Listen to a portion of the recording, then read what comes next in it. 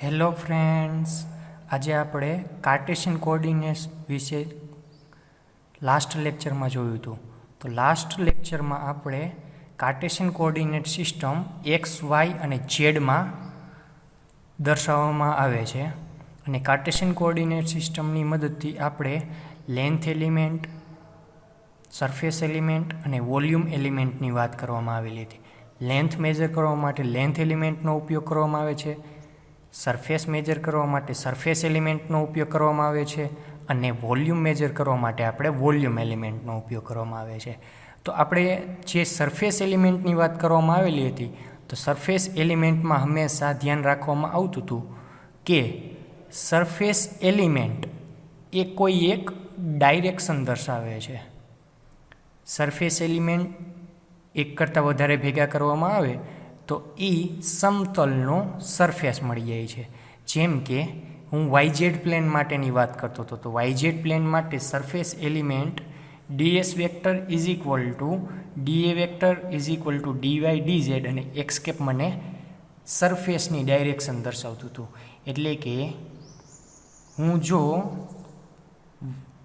y અને z બંને axis સાથે રહેલું કોઈ એક પ્લેન લેવામાં આવે અને એ પ્લેન સાથે મારે એરિયા કન્સિડર કરવો હોય, તો એરિયા કન્સિડર કરવા માટે સૌપ્રથમ મારે area element ds vector is equal two dA vector is equal two dy dz લેવામાં આવે છે. અને એક્સ કેપ એની ડાયરેક્શન દર્શાવવામાં આવે છે. એક્સ કેપ હંમેશા કઈ ડાયરેક્શન દર્શાવવામાં આવે છે એરિયા માટે? તો કે એરિયા માટે હંમેશા જે સપાટી લેવામાં આવેલી હોય એ સપાટી ઉપર બહારની દિશામાં દોરવામાં આવેલો લંબને આપણે તે એરિયા એલિમેન્ટ અથવા તો એરિયાની ડાયરેક્શન કહેવામાં આવે છે. તો આપણે ગઈકાલે જોયું હતું કે આ જે YZ પ્લેનનો એરિયા કયો છે, તો કે બહાર તરફ આવતો એરિયા, એટલે કે બહાર તરફ દર્શાવવામાં આવતી ડાયરેક્શન, એટલે કે એક્સ કેપ. તો એક્સ કેપ આપણું શું હતું? તો કે એરિયાની ડાયરેક્શન હતી.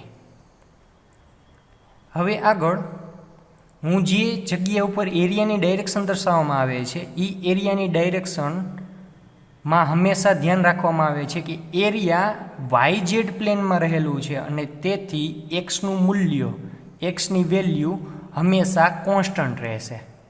એટલે કે એક્સ માટેની હું વાત કરતો હોય તો આ પોઈન્ટ ઉપર પણ એક્સનું વેલ્યુ કોન્સ્ટન્ટ રહેશે, એવી જ રીતના આ પોઈન્ટ ઉપર પણ એક્સની વેલ્યુ કોન્સ્ટન્ટ રહેશે અને આ પોઈન્ટ ઉપર, બધા જ પોઈન્ટ ઉપર એક્સની વેલ્યુ કોન્સ્ટન્ટ રહેશે. કારણ કે એરિયા કઈ જગ્યા ઉપર આવેલું છે? તો કે વાય અને ઝેડ પ્લેન ઉપર. વાય અને ઝેડ પ્લેન ઉપર એક્સની વેલ્યુ કેવી હોય? કોન્સ્ટન્ટ હોય. તો આ જગ્યા ઉપર એક્સ કેવું હશે? કોન્સ્ટન્ટ હશે. એવી જ રીતના હું જો એક્સ વાય પ્લેન લેતો હોય તો એક્સ વાય પ્લેન માટે area element dx dy plane રહ્યું આપણે એક્સ અને વાય કોઓર્ડિનેટ સિસ્ટમથી બનેલું હશે અને ઝેડ કેપ કે એ પ્લેનથી બહારની દિશામાં દર્શાવવામાં આવેલી દિશા, એટલે કે ઝેડ કેપ. તો ઝેડ કેપ હંમેશા કેવું હોય છે? કોન્સ્ટન્ટ હશે. જેમ આપણે આ જગ્યા ઉપર એક્સ કેપ કોન્સ્ટન્ટ હતું, એવી જ રીતના આ જગ્યા ઉપર ઝેડ કેપ કોન્સ્ટન્ટ હશે. અને એવી જ રીતના આપણે એક્સ ઝેડ પ્લેન લેતા હોય તો ds vector is equal two dA vector is equal two dx dz અને વાય કેપ એ એરિયાની ડાયરેક્શન દર્શાવે છે અને વાય કેપ હંમેશા કોન્સ્ટન્ટ હશે. હવે આગળ સ્પેરિકલ પોલાર કોઓર્ડિનેટ સિસ્ટમ.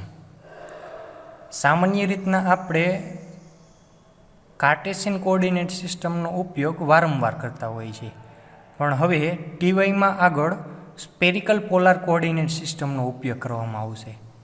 કે કોઈ પણ સ્પીયર જેવો શેપ હોય તો એ જગ્યા ઉપર વોલ્યુમ કન્સિડર કરવું હોય, સરફેસ કન્સિડર કરવું હોય, લેન્થ કન્સિડર કરવું હોય, કોઈ પોઈન્ટ કન્સિડર કરવો હોય, કોઈ ઓબ્જેક્ટ કન્સિડર કરવો હોય, તો તે બધાને કન્સિડર કરવા માટે આપણે સ્પેરિકલ પોલાર કોઓર્ડિનેટ સિસ્ટમનો ઉપયોગ કરવામાં આવશે.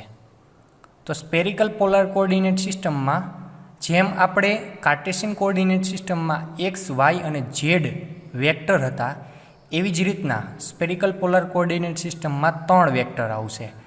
આર વેક્ટર, થીટા અને ફાઈ. એટલે કે કોઈ એક સ્પીયર લેવામાં આવે છે. આ આપણું સ્પીયર છે. એ સ્પીયરમાં 3 એક્સિસ દોરવામાં આવેલી છે. એક એક્સિસ એક્સ છે, એક વાય છે અને ત્રીજી ઝેડ છે. તો એક્સ, વાય અને ઝેડમાં સૌ પ્રથમ પહેલો vector R vector. R vector એટલે કે સ્પીયરનું દોરવામાં આવેલું રેડિયસ. સ્પીયરમાં દોરવામાં આવેલું રેડિયસ એટલે કે સ્પીયરમાં દોરવામાં આવેલું રેડિયસ એટલે કે આ આપણો રેડિયસ. એ આપણો પહેલો વેક્ટર થશે આર વેક્ટર. હવે એ આર વેક્ટરને પ્લસ ઝેડથી માઇનસ ઝેડ સુધી આપણે ફેરવવામાં આવે. સૌપ્રથમ આર વેક્ટરને આ પોઈન્ટેથી ફેરવવામાં આવે અને નીચેના પોઈન્ટ સુધી લઈ જવામાં આવે. ત્યાં સુધીના એક બીજા વેક્ટરને થીટા કહેવામાં આવે છે. એટલે કે ઝેડ એક્સિસ સાથે રેડિયસે બનાવેલા ખૂણાને આપણે થીટા કહેવામાં આવશે. એવી જ રીતના જ્યારે આપણે સ્પીયરને વચ્ચેથી કાપી નાખવામાં આવે છે ત્યારે વચ્ચેનો ભાગ જે ડિસ્ક જેવો દેખાય એ ભાગને આપણે ઇક્વિટોરિયલ પ્લેન કહેવામાં આવે છે. એ ઇક્વિટોરિયલ પ્લેનમાં રેડિયસે એક્સ એક્સિસ સાથે બનાવેલા ખૂણાને ફાઈ કહેવામાં આવે છે. તો આપણા 3 વેક્ટર થઈ ગયા. એક વેક્ટર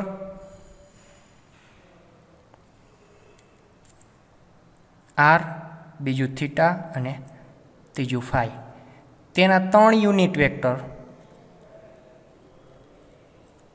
જેવી રીતે આપણે એક્સ કેપ, વાય કેપને ઝેડ કેપ દર્શાવવામાં આવે છે એવી જ રીતના આ જગ્યા ઉપર આર કેપ, થીટા કેપ અને ફાઈ કેપ છે.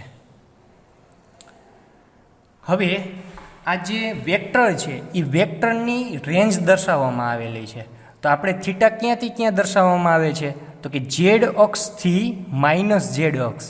તો કે ઉપરથી હું આરને ફેરવતો જાઉં, હરવે નીચે નીચે નીચે લેતો આવું તો કેટલે લગી તો કે માઇનસ ઝેડ સુધી. તો કે કેટલો એંગલ બને છે તો કે પહેલાં 0 હોય છે અને 0થી આ આર યુ નીચે આવે છે માઇનસ ઝેડ સુધી ત્યારે એનો એંગલ બની જાય છે 2π જેટલો. એવી જ રીતના હું પાઈ જેટલો. તો એવી જ રીતના હું આર માટેની વાત કરું તો આર યુ એ આપણે એની લિમિટ 0થી ઇન્ફાઇનાઇટ સુધી લેવામાં આવે છે. કેમ ઇન્ફાઇનાઇટ સુધી લેવામાં આવે છે તો કે આપણે ત્રિજ્યા આપણે 0 પણ લઈ શકીએ અને 0થી અનંત સુધી અનંત ત્રિજ્યા ધરાવતું સ્પીયર પણ દોરી શકીએ. તેથી આપણે રેન્જની વાત કરવામાં આવે તો રેન્જ આર માટે કેટલી છે તો કે less than or equal to 0, less than or equal to infinity. તો કે આરની રેન્જ 0થી ઇન્ફાઇનાઇટ સુધી હોય છે, કોઈ પણ લઈ શકાય છે. એવી જ રીતના થીટા માટેની વાત કરું તો થીટાની રેન્જ કેટલી થઈ ગઈ છે તો કે પ્લસ ઝેડથી આર કેપ ચાલુ થાય કેટલે લઈ જવાનું છે તો કે માઇનસ ઝેડ સુધી. તો કે આર એ ઝેડ સાથે બનાવેલા ખૂણાને આપણે થીટા કહેવામાં આવે છે. તો થીટાની રેન્જ કેટલી થઈ ગઈ છે તો કે 0થી ચાલુ કરીને માઇનસ ઝેડ એટલે કે પાઈ, 0થી પાઈ. એવી જ રીતના આપણે ફાઈની વાત કરવામાં આવે તો ફાઈ એટલે શું તો કે આર એ એક્સ એક્સિસ સાથે બનાવેલો ખૂણો. તો કે પહેલાં એક્સ એક્સિસથી આરનું ચાલુ કરવાનું, આરને ફેરવવાનું ચાલુ કરવાનું અને ફેરવીને તેને તે પોઝિશનમાં આવે ત્યાં સુધીના એંગલને આપણે ફાઈ કહેવામાં આવે છે. એટલે કે આ જગ્યાએ પછી ચાલુ કરીને એક વર્તુળ પૂરું કરે એટલે કેટલો એંગલ બને છે 2π જેટલો, 0થી 2π જેટલો. તો આ આપણે રેન્જ થઈ ગઈ. સ્પેરિકલ પોલર કોઓર્ડિનેટ સિસ્ટમમાં 3 રેન્જ છે આર, થીટા અને ફાઈ માટે. આર રેન્જ રહી આપણે 0થી ઇન્ફિનિટી છે, થીટા માટે 0થી 2π અને ફાઈ માટે થીટા માટે 0થી π અને ફાઈ માટે 0થી 2π. હવે આગળ યુનિટ વેક્ટરનો ડોટ પ્રોડક્ટ અને ક્રોસ પ્રોડક્ટની વાત કરવામાં આવે. જેમ આપણે કાર્ટેશિયન કોઓર્ડિનેટ સિસ્ટમમાં વાત કરવામાં આવેલી હતી કે જો 2 સમાન યુનિટ વેક્ટર હોય તો એનો ડોટ પ્રોડક્ટ હંમેશા 1 મળે છે અને જો 2 જુદા જુદા યુનિટ વેક્ટરનો ડોટ પ્રોડક્ટ કરવામાં આવે તો એના ડોટ પ્રોડક્ટનું મૂલ્ય હંમેશા શૂન્ય મળે છે। જેમ કે હું વાત કરું આ જગ્યા ઉપર તો કે બે સમાન વેક્ટર, સમાન યુનિટ વેક્ટર એટલે કે R cap dot R cap is equal to theta cap dot theta cap is equal to phi cap dot phi cap is equal to 1 મળશે। પરંતુ જો ડિફરન્ટ યુનિટ વેક્ટર હશે એટલે કે R cap dot theta cap is equal to theta cap dot phi cap is equal to R cap dot phi cap તો એનું value હંમેશા 0 મળશે। એવી જ રીતના હું ક્રોસ પ્રોડક્ટની વાત કરું તો ક્રોસ પ્રોડક્ટ માટે શું હતું કાર્ટેશિયન કોઓર્ડિનેટ સિસ્ટમમાં તો કે એક્સ અને વાયનો ક્રોસ પ્રોડક્ટ કરવામાં આવે તો એનો ક્રોસ પ્રોડક્ટની ફાઇનલ વેલ્યુ આપણને ત્રીજો યુનિટ વેક્ટર મળતો હતો। તે પણ જગ્યા ઉપર જોવામાં આવેલું હતું કે એક સાયક્લિક ઓર્ડરમાં કોઈ ત્રીજી વેલ્યુને મૂકવામાં આવતી હતી। એવી જ રીતના આપણે આ જગ્યા ઉપર આર થીટા અને ફાઈ સૌપ્રથમ આર કેપ લેવામાં આવશે, પછી થીટા કેપ અને પછી ફાઈ કેપ।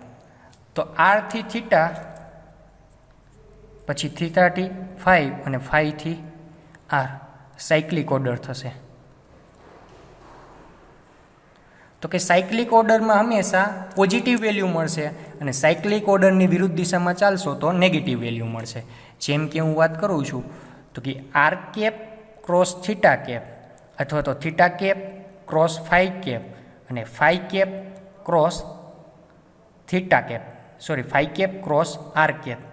તો જોવો જોઈએ આ ત્રણ સાયક્લિક ઓર્ડરમાં છે। તો પહેલાં શું કહેવામાં આવેલું છે આર ક્રોસ થીટા તો એનું ફાઇનલ વેલ્યુ ફાઈ કેપ મળશે।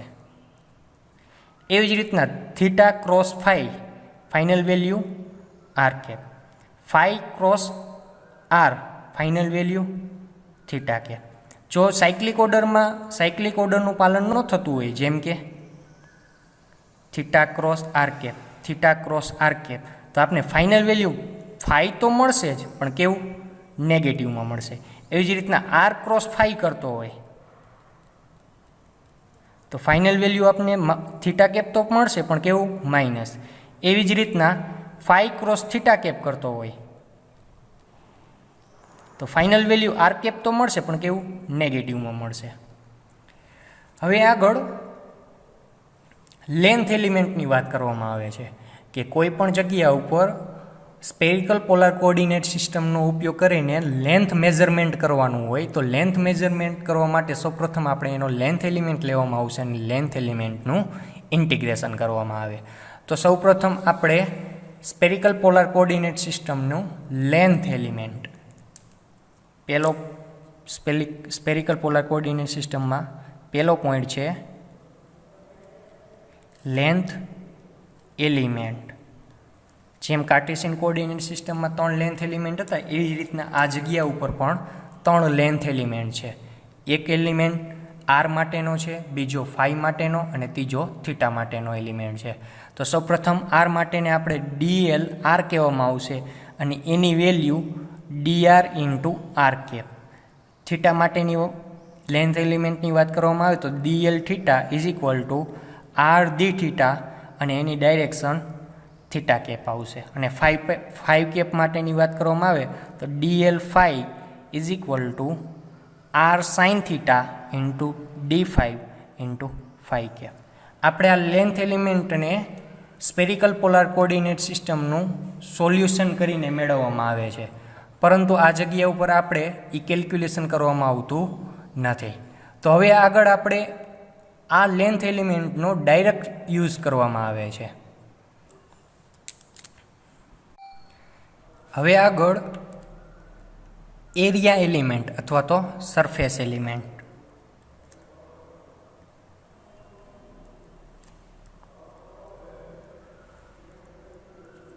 તો સરફેસ એલિમેન્ટ લેવા માટે આપણે ખબર છે કે સરફેસ માટે કોઈ પણ બે વેક્ટરનો ઉપયોગ કરવામાં આવે છે। જેમ આપણે કાર્ટેશિયન કોઓર્ડિનેટમાં વાત કરવામાં આવેલી હતી કે જો વાય ઝેડ પ્લેન હોય તો એનો સરફેસ ડીવાય ઇન્ટુ ડીઝેડ વડે દર્શાવવામાં આવે છે અને એનો એક્સ કેપ કોન્સ્ટન્ટ રહેતો હતો અને એક્સ કેપ એની ડાયરેક્શન પણ દર્શાવતું હતું।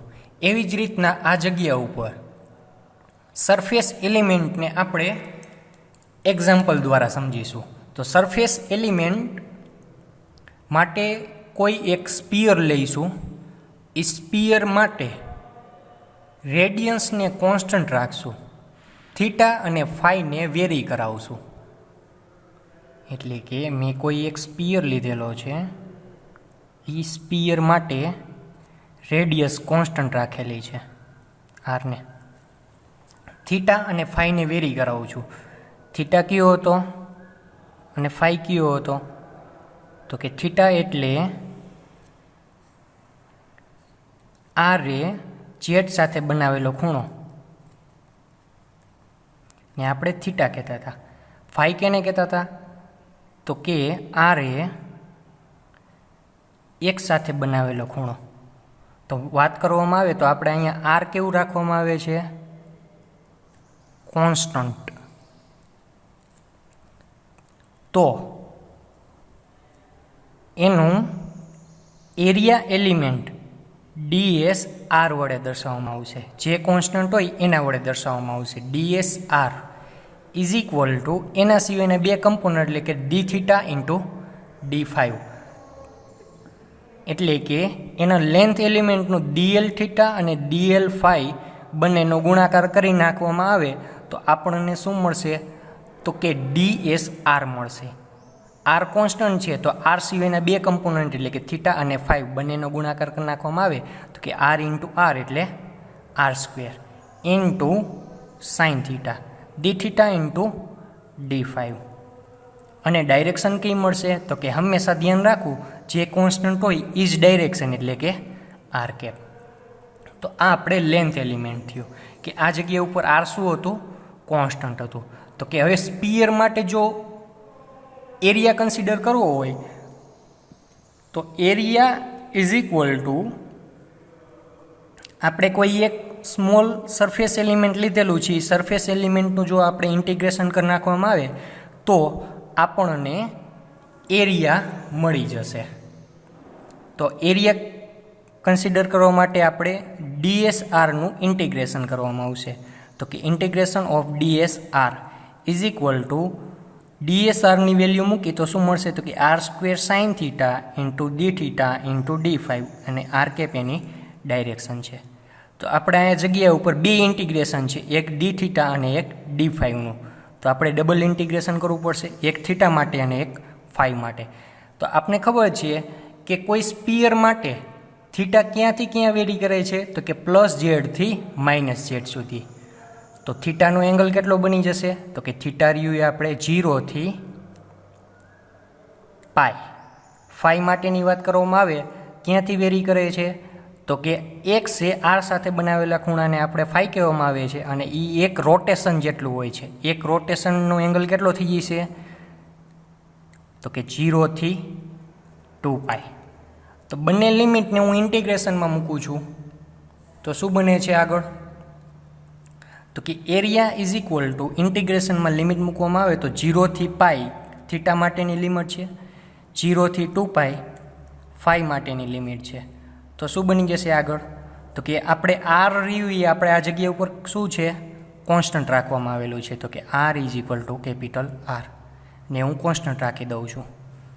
તો આર રહ્યું એ સંકલનની બહાર લખવામાં આવશે, ઇન્ટિગ્રેશનની બહાર, એટલે કે આર સ્ક્વેરની જગ્યા ઉપર કેપિટલ આર થઈ જશે એટલે કે કેપિટલ આર સ્ક્વેર. આગળ 0 થી pi sine theta into d theta. 0 થી પાઈ રહી આપણે થીટાની લિમિટ હતું તો આપણે સાઇન થીટાવાળો ઘટક રહ્યો એ આપણે સાઇન થીટાનો ઘટક 0 થી પાઈની લિમિટના સંકલનમાં મૂકી દેવામાં આવશે. એવી જ રીતના 0 થી 2 પાઈ ઇન્ટુ ડી ફાઈ. તો હવે આગળ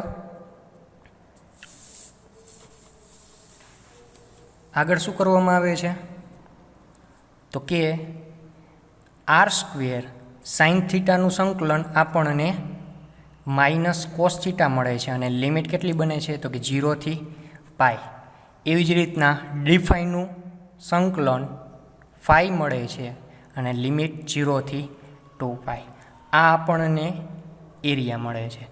લિમિટ મૂકવામાં આવે તો R square minus cos pi નિયમ અનુસાર માઇનસ અને માઇનસ કોસ 0।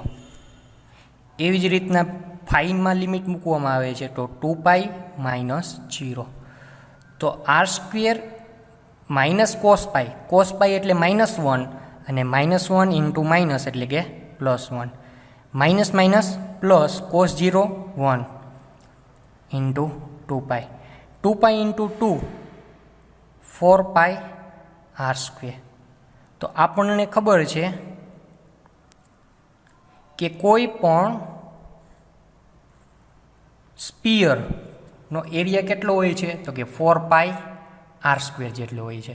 તો આપણે આ જગ્યા ઉપર સ્પેરિકલ પોલર કોઓર્ડિનેટ સિસ્ટમની મદદનો ઉપયોગ કરીને કોઈ સ્પીયરનો એરિયા કન્સિડર કરવામાં આવેલો છે। હવે કોઈ બીજું એક્ઝામ્પલ લેવામાં આવે છે કે જે જગ્યા ઉપર સ્પેરિકલ પોલાર કોઓર્ડિનેટ સિસ્ટમનો ઉપયોગ કરવામાં આવતો હોય। તો બીજા એક્ઝામ્પલમાં આપણે કોઈ એક ડિસ્ક લેવામાં આવે છે।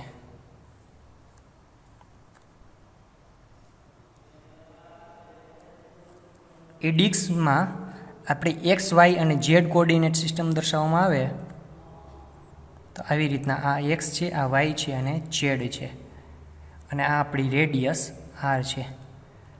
તો આપણે આ જગ્યા ઉપર એવું કન્સિડર કરવામાં આવે છે એજ એરિયા મેઝર કરવા માટે કે હંમેશા થીટા ડિસ્ક માટે કોન્સ્ટન્ટ હોય છે। કેવી રીતના તો કે ડિસ્ક એ z સાથે બનાવેલો એંગલ હંમેશા કેટલો હોય છે તો કે 90।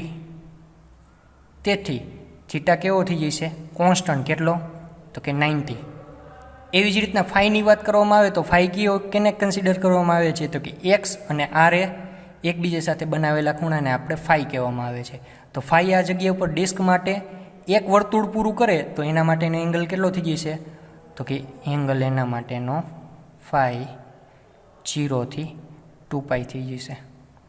એવી જ રીતના આરની વાત કરવામાં આવે તો આરને આ જગ્યા ઉપર વેરિયેબલ લેવામાં આવે છે। આ જગ્યા ઉપર આપણે થીટાને કોન્સ્ટન્ટ લેવામાં આવેલો છે અને આરને વેરિયેબલ લેવામાં આવે છે। કેટલો થઈ જશે તો કે 0 થી કેપિટલ R સુધી લેવામાં આવે છે।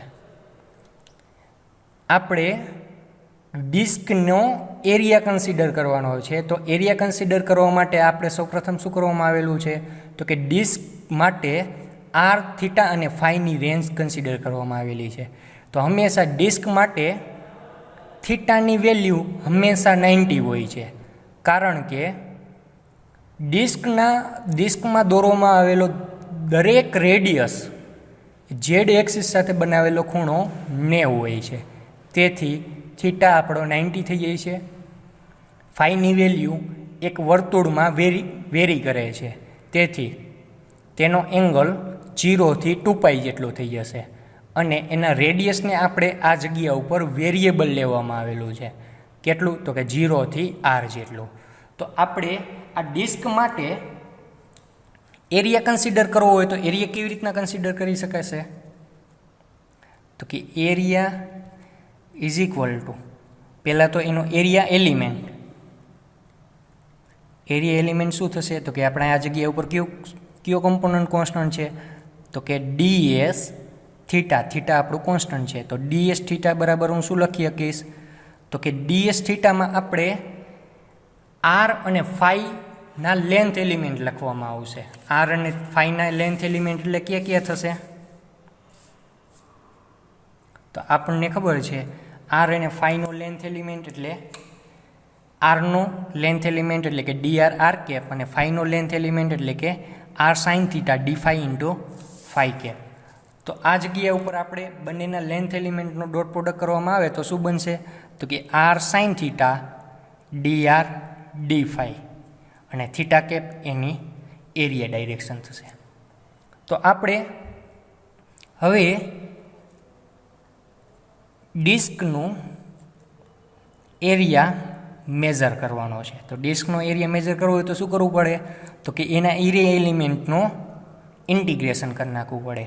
તો કે એરિયા ઇન્ટિગ્રેશન કરવું હોય તો શું થશે ds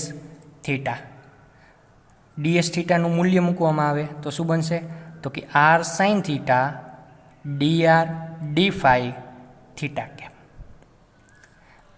dr અને d phi બંને વેરી કરે છે, તેથી આપણે આ જગ્યા ઉપર બે ઇન્ટિગ્રેશન આવશે અને બંનેની લિમિટ આપણે પહેલેથી ગણી નાખેલી છે. r માટે 0 થી કેપિટલ R સુધી અને phi માટે 0 થી 2π સુધી. r માટે આપણે 0 થી કેપિટલ R સુધી અને phi માટે 0 થી 2π સુધી. તો આપણે ઇન્ટિગ્રેશનમાં આરનું ઇન્ટિગ્રેશન કેટલું થશે તો કે r²/2 ઇન્ટિગ્રેશનનું વેલ્યુ મૂકીએ એટલે 0 થી કેપિટલ R. પછી આ જગ્યા ઉપર થીટા કેવું હતું? કોન્સ્ટન્ટ. થીટાનું મૂલ્ય કેટલું હતું તો કે 90. તો sin 90. પછી phi માટેની વાત કરવામાં આવે તો d phi નું ઇન્ટિગ્રેશન phi લિમિટ 0 થી 2π. તો કેપિટલ R મૂકવામાં આવે છે તો શું બનશે તો કે r²/2 sin 90 એટલે 1 અને આની વેલ્યુ મૂકવામાં આવે તો 2π અને 2 કેન્સલ થશે એટલે એનો એરિયા πr². તો આપને ખબર છે ડિસ્કનો એરિયા કેટલો હોય તો કે πr² જેટલો હોય. તો આપણે આ જગ્યા ઉપર πr² જેટલો મળી ગયો. હવે આગળ વોલ્યુમ એલિમેન્ટ, ત્રીજો ભાગ છે વોલ્યુમ એલિમેન્ટ.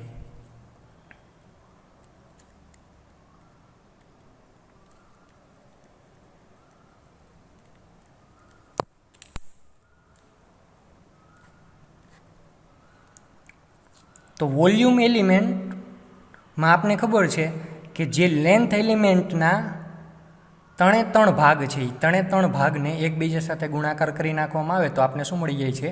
વોલ્યુમ એલિમેન્ટ મળી જાય છે. જેમ આપણે કાર્ટેશિયન કોઓર્ડિનેટ સિસ્ટમની વાત કરવામાં આવેલી હતી તો કે અહીંયા વોલ્યુમ એલિમેન્ટ dv અથવા તો dτ ઇઝ ઇક્વલ ટુ શું થઈ જતું હતું તો કે dx dy dz. એવી જ રીતના આ જગ્યા ઉપર શું થઈ જશે તો કે dlr dlθ અને dl5. એટલે કે બંનેનો ત્રણેયનો ડોટ પ્રોડક્ટ એટલે કે dv લખી શકું અથવા તો dτ લખી શકું. બરાબર શું થઈ જશે તો કે dr માટે શું હતું? માત્ર dr હતું, dr into r cap. dθ માટે શું હતું તો કે r ઇન્ટુ dθ હતું અને d5 માટે શું હતું તો કે r into sine theta. r into sine theta એટલે કે એને ગુણાકાર કરવામાં આવે r સાથે એટલે r² ઇન્ટુ સાઇન થીટા. તો આ આપણો શું થઈ જશે? Volume element. કોઈ પણ સ્પેરિકલ શેપ ધરાવતા સિસ્ટમ માટે વોલ્યુમ કન્સિડર કરવા માટે આપણે volume element dv is equal two dτ is equal two r² sine theta dr dθ d5નો ઉપયોગ કરી શકાય. જેમ આપણે એક્ઝામ્પલ લેવામાં આવે છે તો એક્ઝામ્પલમાં જોવામાં આવે તો કોઈ એક સ્પીયર લઉં છું. એ સ્પીયર માટે વોલ્યુમ કન્સિડર કરવું હોય તો વોલ્યુમ એલિમેન્ટ dv આપને આપેલું છે. તો વોલ્યુમમાં આપને ખબર છે સ્પીયર માટે r થીટા અને ફાઈવની રેન્જ કેટલી છે? r માટે તો કે 0 less than or equal to capital R અને થીટા માટે તો કે less than or equal to 0 થી π or less than or equal to 0 થી 5 માટે 2π. તો volume v is equal to ઇન્ટિગ્રેશનમાં dv. v is equal to ઇન્ટિગ્રેશનમાં dv એટલે શું થઈ જશે તો કે r² sine theta dr dθ અને d5. dr dθ અને d5 ત્રણેયનું ઇન્ટિગ્રેશન કરવામાં આવે છે તો આપણે ત્રણેયની લિમિટ મૂકવામાં આવે છે 0 થી કેપિટલ R. થીટા માટે 0 થી π અને phi માટે તો કે 0 થી 2π.